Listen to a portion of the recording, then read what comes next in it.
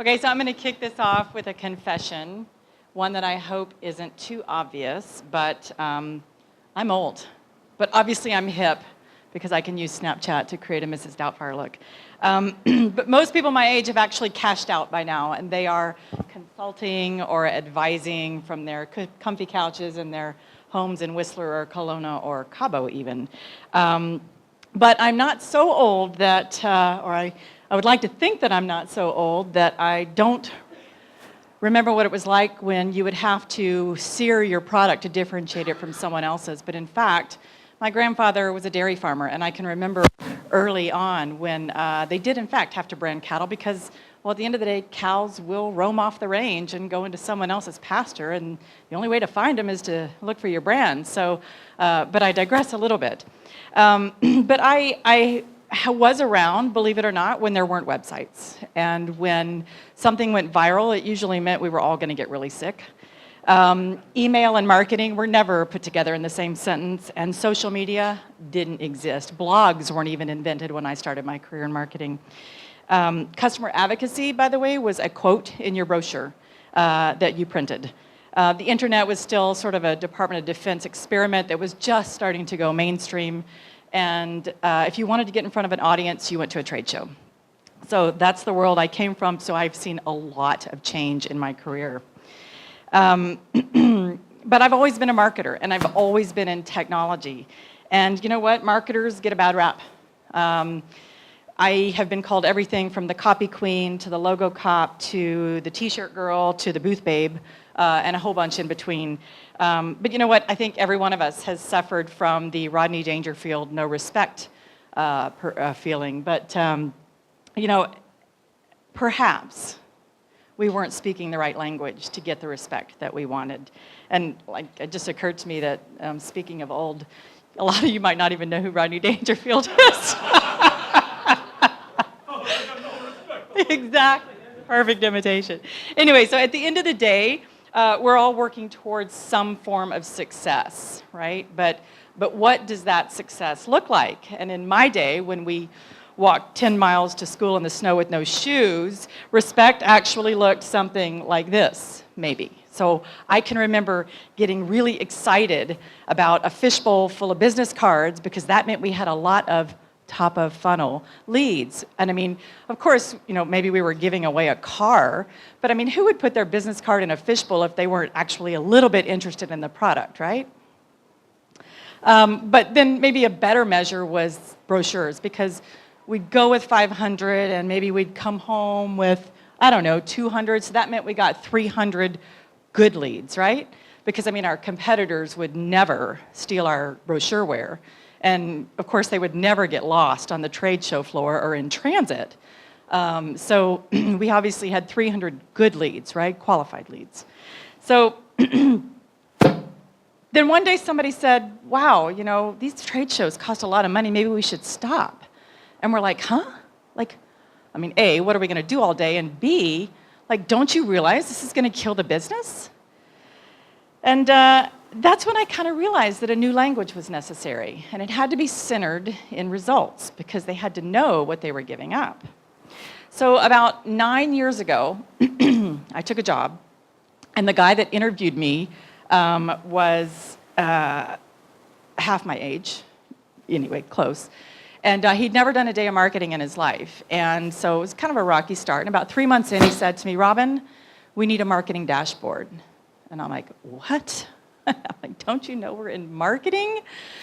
Anyway, so I looked around my 16-person staff, and I found the person who was the smartest, the brightest, and the most analytical, and I promoted her and said, you are now in charge of marketing operations, and we need a dashboard. So we started digging and digging, and looking for every number and every data point we had in our organization, and we created a dashboard.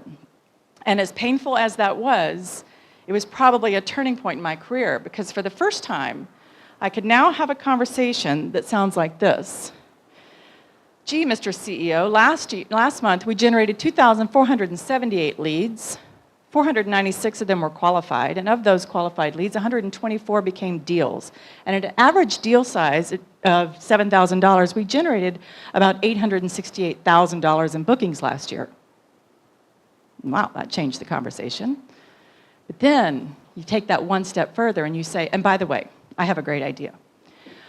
I'd like to run campaign X, and it's going to cost $10,000 that I don't have in my budget next month, but if I spend that $10,000 based on the data that we have and that we understand about our business, I'm going to generate about 300 leads, and that's going to convert into 15 closed deals at $7,000 a deal. That's going to generate about $105,000.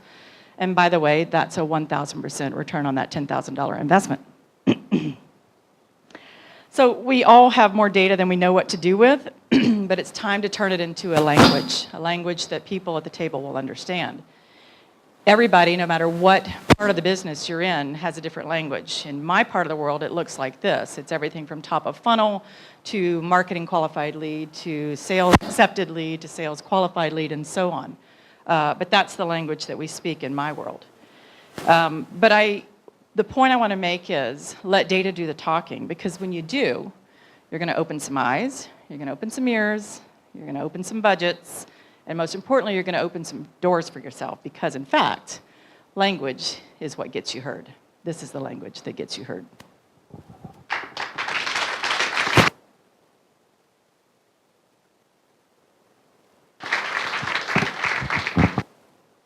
Were there any questions? I have one. There you go. So, in your career, we'll try this out. We're having a bit of audio technical difficulties here, and Ben is an expert, but we don't really know. So we'll just go with it. So the question that I have for you is, in your wealth of experience over the years, what do you, I wouldn't even say over the years, but your wealth of experience, just in general, but what, is there a particular channel or new methodology that has maybe thrown you for a loop? And how did you get over that? And is there any particular channels that you find are better than others? And that might be a trick question, because maybe it's based on the business. But yeah, I'm just curious if you have thoughts towards that. Sure.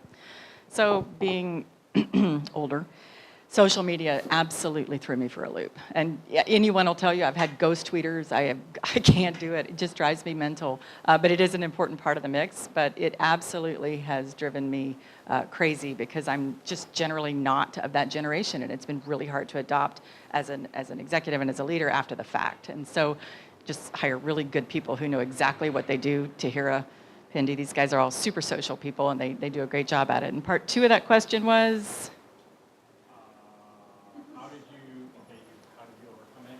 Yeah, hire good people. Channels that you potentially find better than others? You know, getting back to that whole omni-channel idea, it's everything together in concert that works. You know, we do a little bit of everything and always have, and that's really the magic, the secret sauce, I think, and some will be better in some businesses. A big sort of B2B enterprise sale, you know, might need to lean a little less on social and some of the other channels like that, but you know, it depends a little bit on the business, but it's the mix and it's the balance of all that makes the secret sauce. Question, so I hand it back.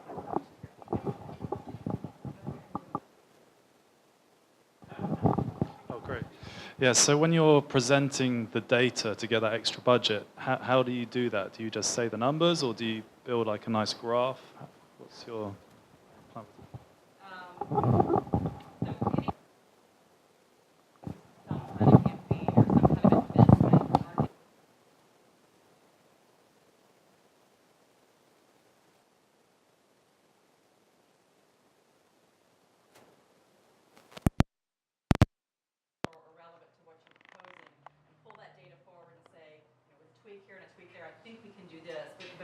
Foundation of your idea needs to be rooted in data, in my opinion.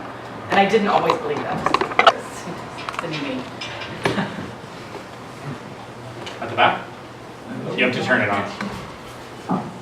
I really don't need it. It's fine. Robert, I know I can. Absolutely, fully subscribe to this. One of the challenges with marketing is there is always going to be intangibles. So how do you balance the value of the intangibles versus the metric-driven aspects? Well, that's a tough question.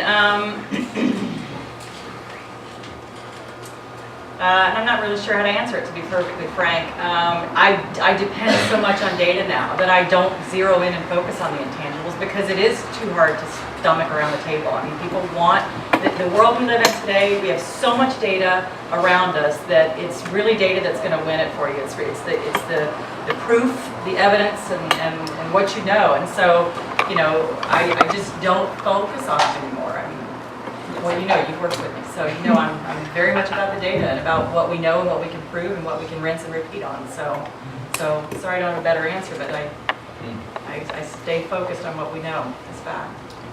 There's one more hand. There's one up here and then Jonathan has a question. I'll go back to Jonathan.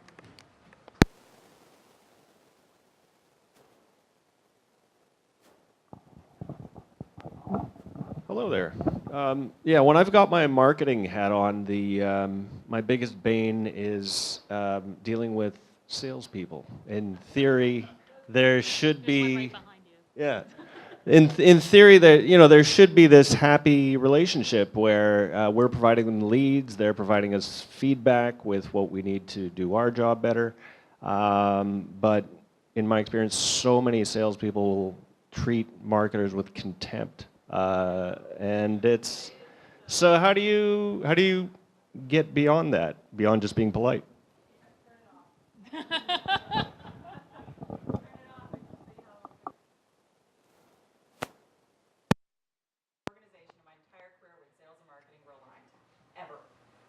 But I've never walked out of a job where they weren't. So it is absolutely doable.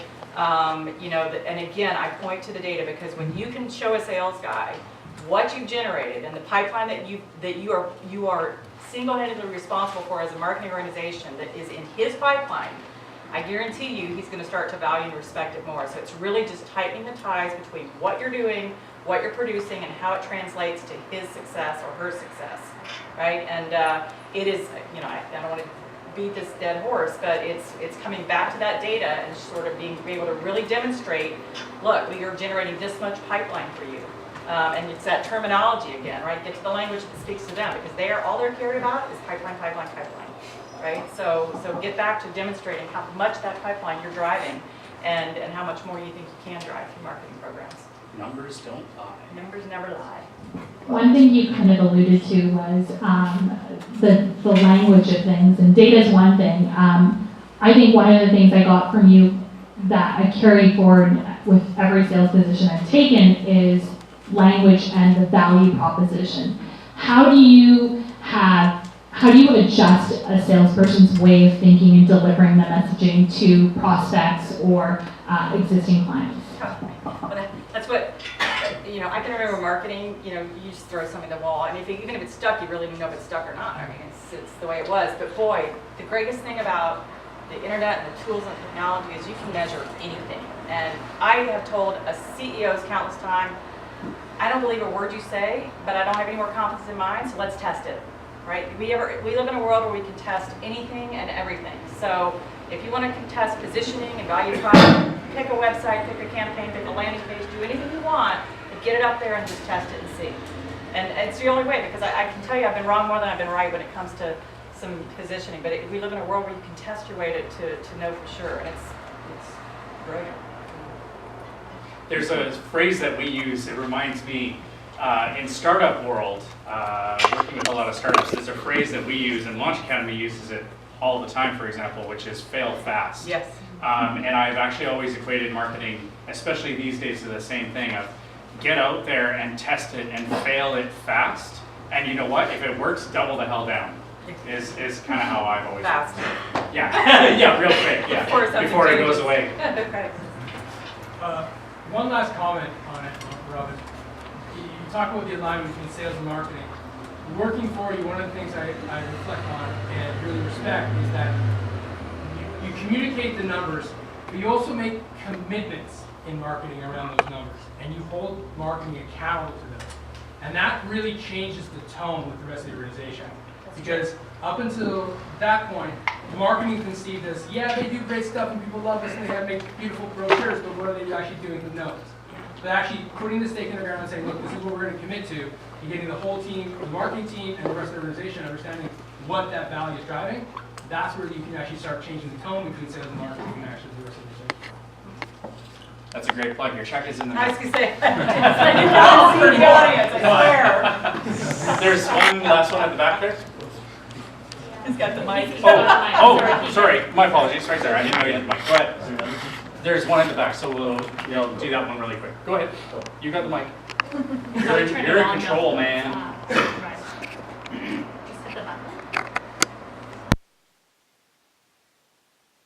I don't think this is working, is it? You should just build it first. I'll just give it to you. You can have it. So my question is basically more directed towards the executive. My question is directed more towards getting the money out of the executive.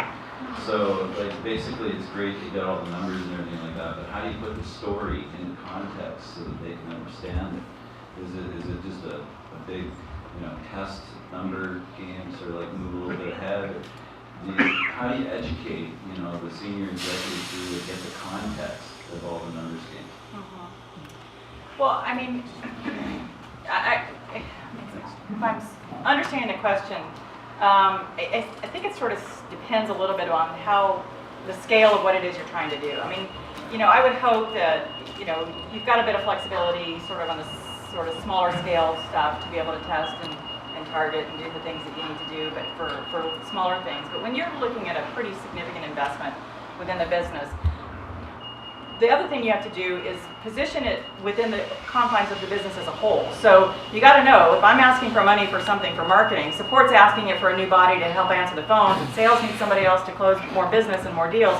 So you really have to sort of position it around the contribution that this is going to make to the business and the trade-offs that we're going to make and why this is the better trade-off to make and why you want to trade these other things for this, because this in fact will drive the business. And sometimes you might be wrong. Sometimes, it isn't the right time to do what you want to do. And I'm in that situation right now. It's just not the right time to do a couple of things I'd like to do, because the business has different priorities. That's just the way it is. But so as an executive, you kind of have to step up a little bit and say, look across the whole business and make sure you've got the priorities of the business aligned with what you're trying to achieve within a discipline or a function.